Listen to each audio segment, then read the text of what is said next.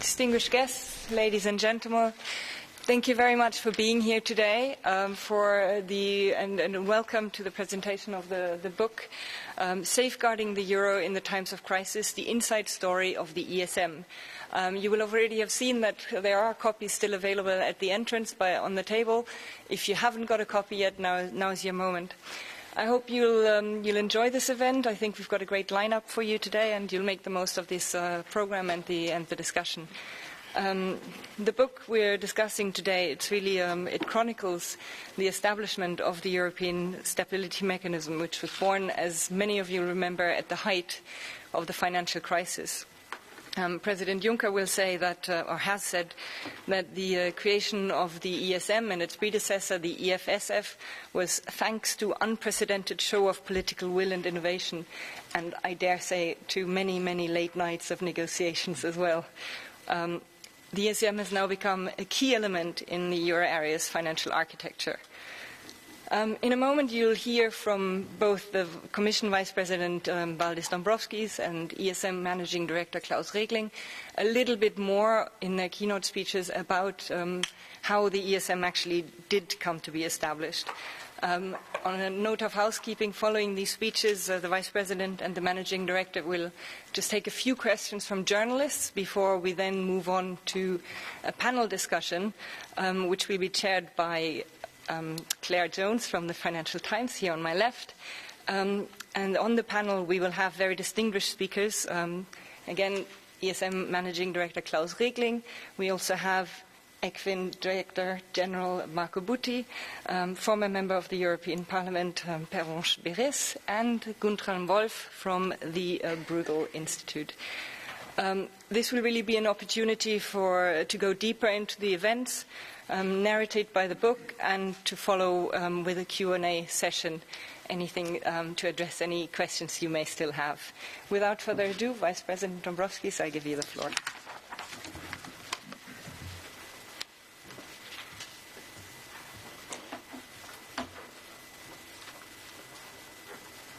Dear Klaus, ladies and gentlemen, I'm pleased to be here for this presentation of the book, Safeguarding the Euro in the Times of Crisis, the Inside Story of the European Stability Mechanism. The inside story in question is one of the sovereign debt crisis, which is not easy to tell in jargon-free terms, but this book succeeds. That's important because this is a story that deserves being told well. As President Jean-Claude Juncker has put it so rightly, it is a story of an unprecedented show of political will and innovation. And of course, it is a story of the creation of the new crisis-fighting institution, the European Stability Mechanism.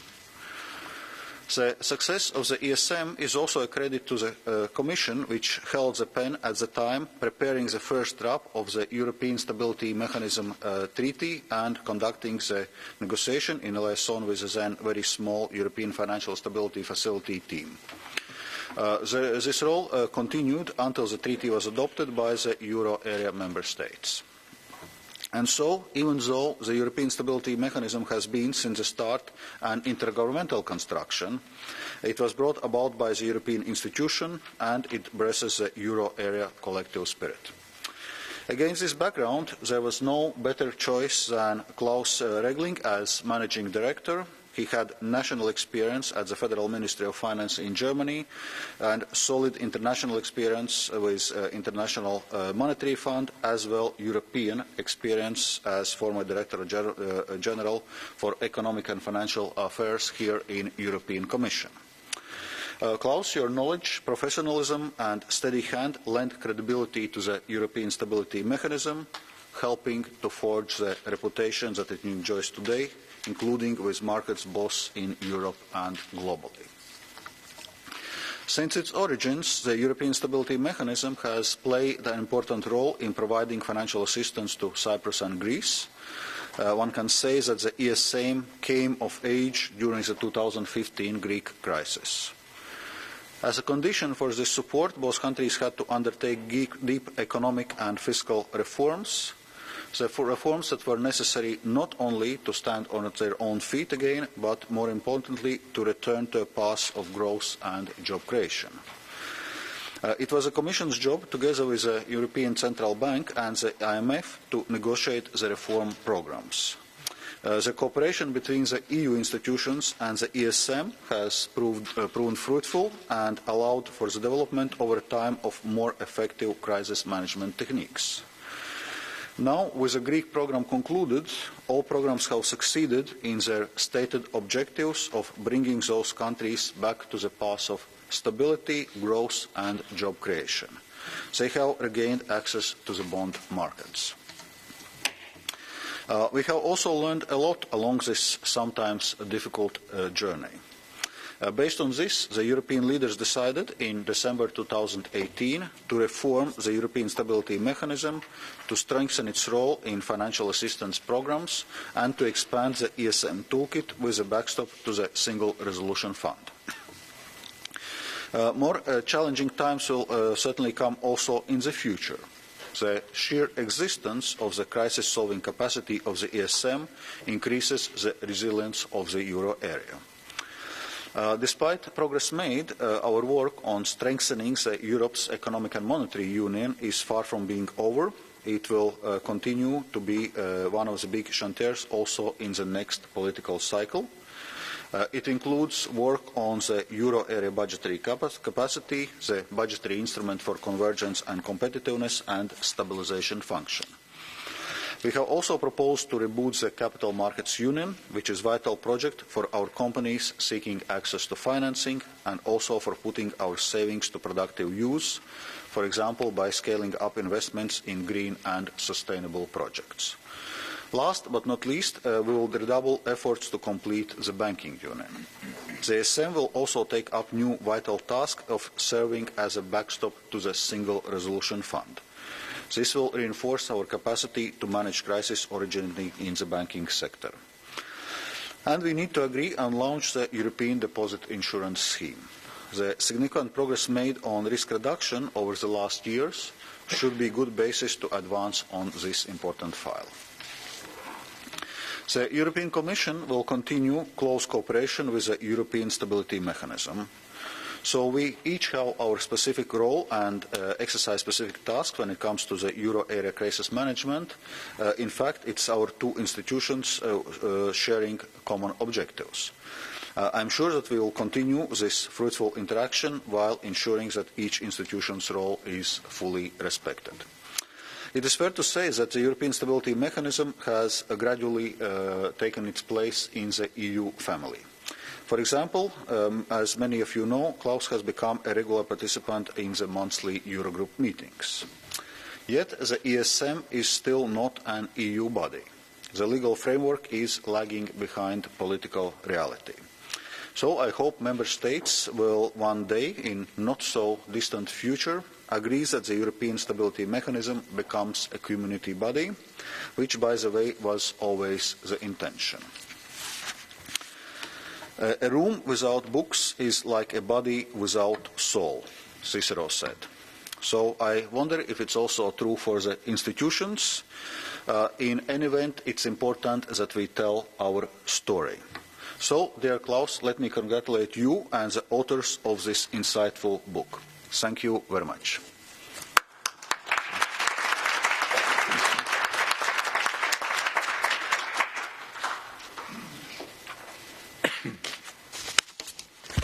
Good afternoon.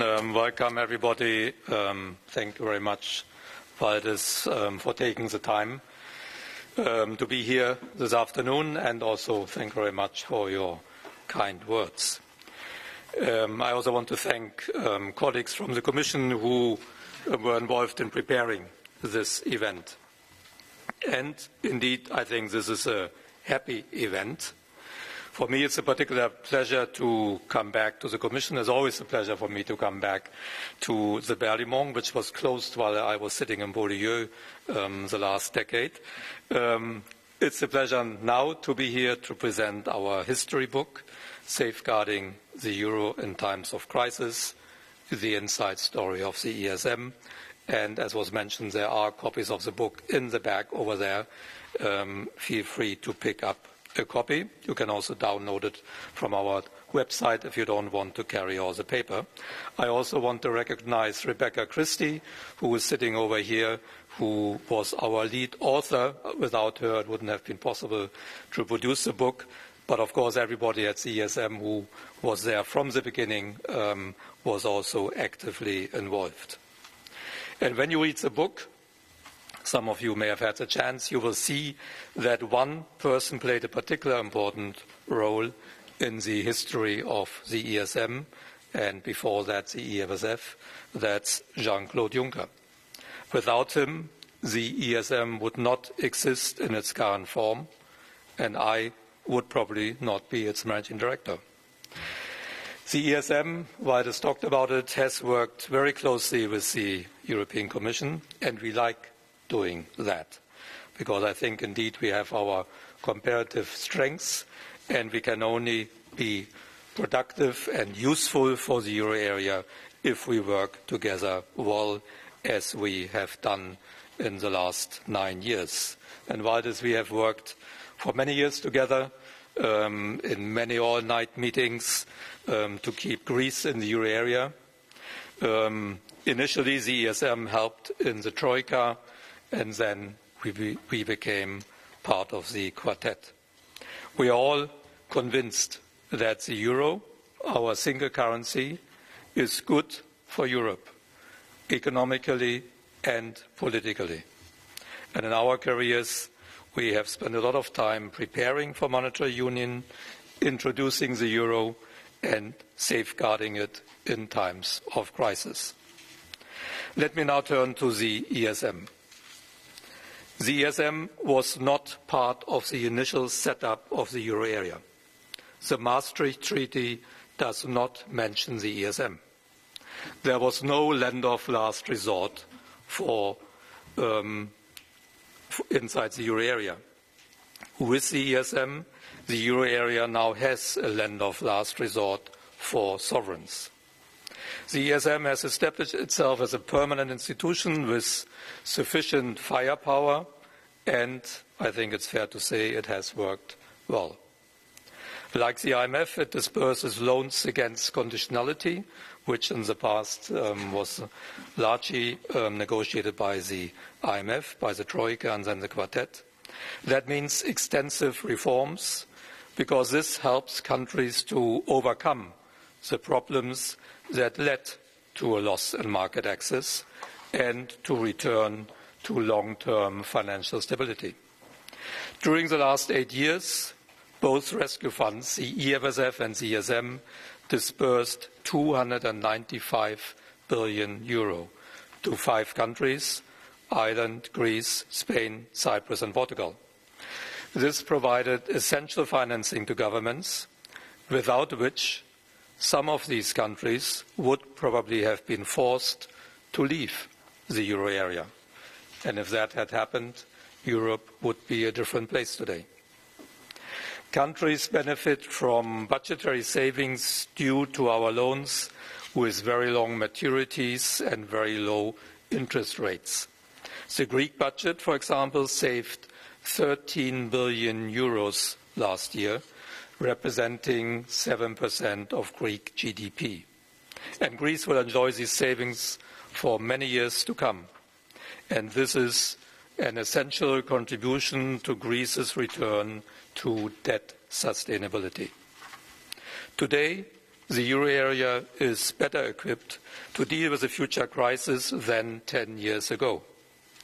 But, as many policymakers noted, more can and should be done to further strengthen the euro area's financial architecture to make it more resilient. And more is being done. As Valdis mentioned, the euro area heads of state and government endorsed a package of reforms last December.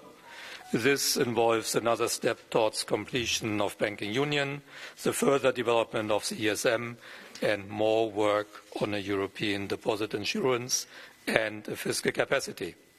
In June this year, the Eurogroup broadly agreed on the detailed proposals to enhance the ESM's role. And this implies the following steps for the ESM. First, as mentioned, the ESM will provide the backstop to the SRF. Second, the ESM will play a stronger role in future economic adjustment programs. Together with the Commission, the ESM will design, negotiate and monitor future programs. This means the prerogatives assigned to the Commission by the EU Treaty with respect to economic policy coordination will be fully respected. Third, the ESM has reviewed its financial instruments, in particular its precautionary credit line, to make it more usable. And fourth, the ESM could facilitate the dialogue between a euro area country and its creditors if a debt restructuring is needed. It is evident that since 2010, Europe has accomplished a great deal in strengthening EMU. However, I think there are still a few more steps needed to make the euro area crisis-proof in the future. In my view, we need progress in 4 areas. First, a common deposit insurance. Valdis talked about that. I think it's really important in order to decrease the financial fragmentation in Europe, and it would eliminate almost at least the risk of bank runs in a crisis. If we had had a European deposit insurance the last 10 years, all ESM programs could have been substantially smaller. Obviously, legacy problems in the balance sheets of some banks need to be sorted out before a common deposit insurance becomes possible. The second issue to be resolved is a technical one, but important. It's liquidity and resolution. The completion of banking union also requires addressing this remaining risk of a possible liquidity gap after a resolution. Different proposals to address this possible liquidity shortfall are currently being discussed. Some of these include liquidity provided by the SRB or the ESM. For the ESM, it would be difficult to take over this task given the potential financial magnitude. Other proposals suggest a stronger role for the ECB as a provider of a special liquidity facility. At the moment, there's no agreement on how to proceed, but the work will continue. Third, a fiscal capacity for macroeconomic stabilization is needed, in my view, and in the view, I think, of all European and international institutions. It's a controversial topic among our member states, but in my view, this is a key element missing in the architecture of our monetary union. This would be useful because countries that are members of the monetary union have given up 2 key macroeconomic policy instruments, monetary policy and exchange rate policy. Moreover, monetary policy can often be pro-cyclical for individual countries. Such a tool could be designed without creating additional transfers. Also, in my view, we do not need an annual budget for macroeconomic stabilization, but a revolving fund would be sufficient. Several proposals exist that would serve this purpose. Discussions continue among our member states, maybe also on our panel later on. Progress in these 3 areas, completing banking union and the fiscal capacity for macroeconomic stabilization, plus creating a capital markets union, which, and we heard it from you, Valdis, is a top priority for the next 5 years, rightly so, I believe. This altogether would really improve risk sharing within the monetary union. And that can be done without creating permanent transfers and would really help to avoid small problems from becoming big problems where an ESM program would be needed. I want to avoid that. And my fourth and final point is that we should begin to think about a European safe asset, even though this is even more controversial. A safe asset would increase the volume of highly rated assets, which is now limited to a few sovereign and supranational issuers, and right now that volume is actually shrinking. A safe asset would provide a common benchmark that could be used to price debt throughout the euro area. A safe asset would also allow Europe's banks to reduce their holdings of national debt and to attract international capital to Europe. Safe assets would be an important final step to integrate markets and to make the euro more attractive for international investors, thus strengthening the international role of the euro. Let me conclude. The euro area today is stronger and more resilient than it was 10 years ago. However, I hope we will see progress in the mentioned 4 areas that would continue and complete the process of deepening monetary union. Not next year, but over time as the preconditions are put in place. And it would certainly strengthen the role of the euro in the international monetary system, which I think is something we should really try to achieve. Let me conclude by officially now giving Valdis our history book. He has it, of course, but we need to make the photo. I think where's the right way here? And I'm supposed to look in. Okay, very good. We have enough photos? Good. Okay. Thank you very much. Thank you. And I'm looking forward to the discussion later on.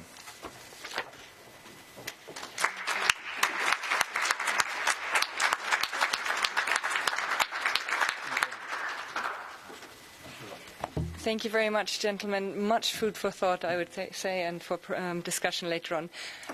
As announced, we have a few minutes' time for questions from journalists on the book or on the speeches of the 2 gentlemen. If you could please identify yourself and your media, and let's have a go. Unless there are no questions. Yep, sorry, go ahead. We can always do one. From Politico, John Riga, not really directly brought up in either of your speeches, but I think related to this is what should be done about collective action clauses. I know this is something that is under discussion now. So, what do you think should be the legal status of them? Does it have to be written into legislation or recital, perhaps, or can it be arranged some other way? What's the best way to deal with it? Thanks.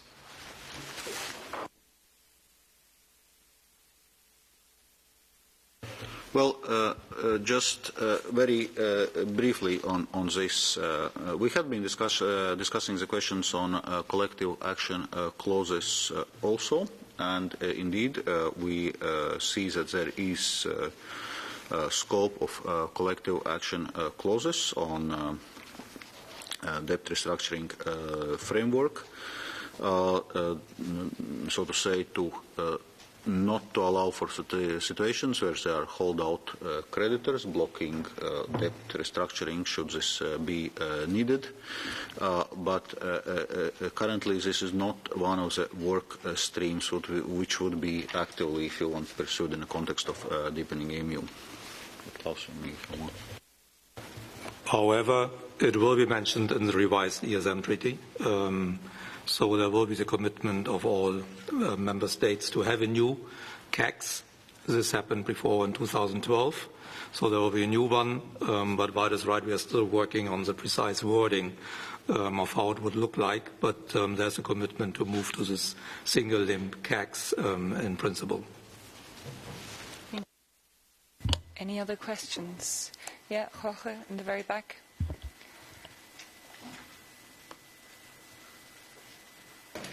Jorge Valero with Euractiv here. A question for Mr. Regling. You said that almost all, if not all, EU institutions and international institutions support stabilization function for the euro area. So how would you describe Dutch Prime Minister Rutte's opposition when he said that actually he will never support a stabilization function for the euro area? Yes, well, I said that all European institutions and international institutions support it, but I also pointed out that this is highly controversial among our member states. So some member states are in favor and several are against, including the Netherlands. So I said that in my statement, and that's why we don't see progress there at the moment. But in my view, and in the view of other European institutions, including the European Central Bank, Mario Draghi, for instance, mentioned it yesterday in his farewell speech in Frankfurt, this is ultimately an important element to make monetary union more robust. So I think it's important to continue the work and the discussion. But as I said, at the moment, there's no consensus on this.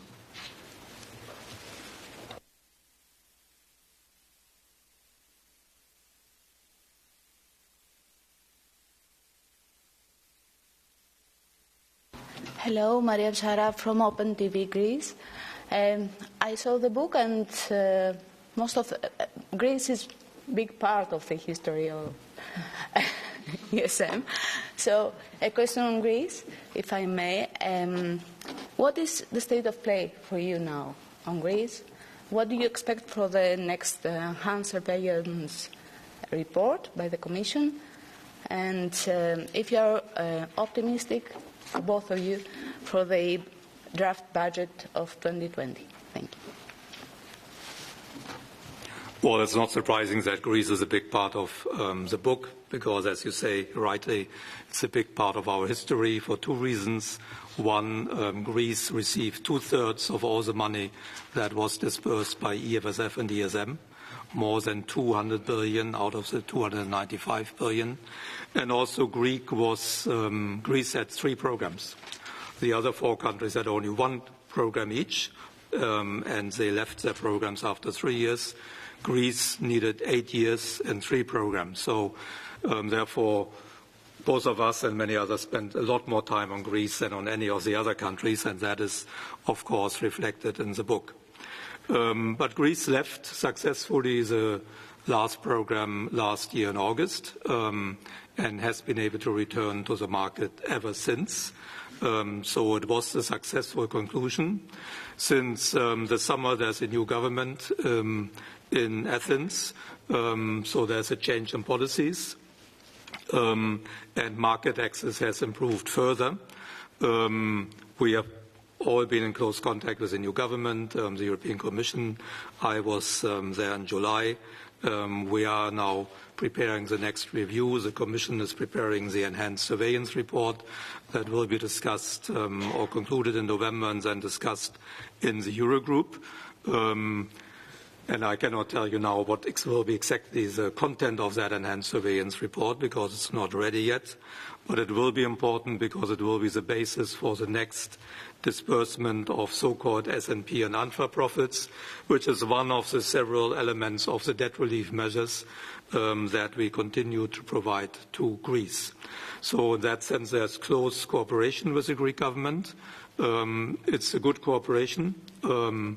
We will see what the 2020 budget will look like, but there's a strong commitment from the Greek government to stick in that budget to the agreed fiscal target of a primary surplus of 3.5% of GDP, and I'm confident that that will be possible.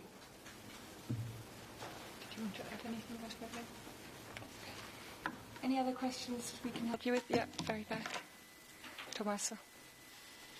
Just behind the camera, sorry. Yeah. Good afternoon, Gallavotti, in Kronos, Italy. First question for Mr. Regling, if I may. I know it's an hypothetical question, but I mean, Italy seems to have returned on a pro-European path. However, the new government seems increasingly fragile. I wonder if the ESM would have the means to cope with a new, full-blown Italian debt crisis. And a second question for Vice President Dombrovskis, if I may. we understand that you're not going to reject Italy's DBP. Is that correct? Thank you. This Italian government indeed is more pro-European than the previous one. I can confirm your impression. And therefore your second question is not really relevant. But I can tell you that since I was appointed to create first the EFSF and then the ESM, journalists have been coming to my office since 2010 and always predicted that Italy would be the first client of the EFSF. Obviously, this never happened, and there are reasons for that. We know the debt level is high in Italy, that is a burden, but otherwise the macroeconomic situation of Italy is not comparable to the economic situation of, let's say, Greece, Portugal, Ireland, Cyprus 6, 7, 8 years ago. For instance, the current account deficit of these countries that needed our financial assistance was 10 to 15% of GDP. Italy has a current account surplus, which means they do not need to attract foreign capital to finance any deficit in their current account balance. It's a completely different story. So Italy has problems, high debt and low growth, and that is a serious issue. Growth has been only half the euro area average for 25 years. So this goes back before the euro was created. This is a problem, but it does not mean that Italy could lose or would lose market access.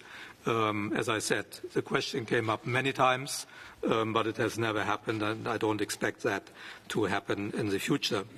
But on a very hypothetical question, whether the ESM is big enough also to save a big European economy, I can only say yes, because we have 410 billion euro in unused lending capacity, which is a lot of money. There is the instrument OMT, where the ECB could decide, based on an ESM program, to provide unlimited financing. So financing is not really the issue if you think about a big crisis, hypothetically, in the future in the euro area. ESM has enough, and in cooperation with the ECB, we would never run out of money. To come to the second question. Well, as you know, there are tight procedural deadlines. If Commission was intending to request updated draft budgetary plan, we're actually already hitting those deadlines. So, as you see, this is not what is currently being considered. Nevertheless, we have certain concerns regarding Italy's budget, and we have sent a letter to Italian authorities and are currently assessing also a response of Italian authorities, but we will do our overall assessment of Italy's draft budgetary plan in line with other euro area member states. Well, we do not have yet all inputs for this. Among other things, we'll be basing our final assessment on the figures from autumn economic forecast, which is also still due. Thank you very much. I think we can conclude the press conference part of this afternoon, and I'd like to hand over to Claire Jones from the FT to chair the panel. Thank you.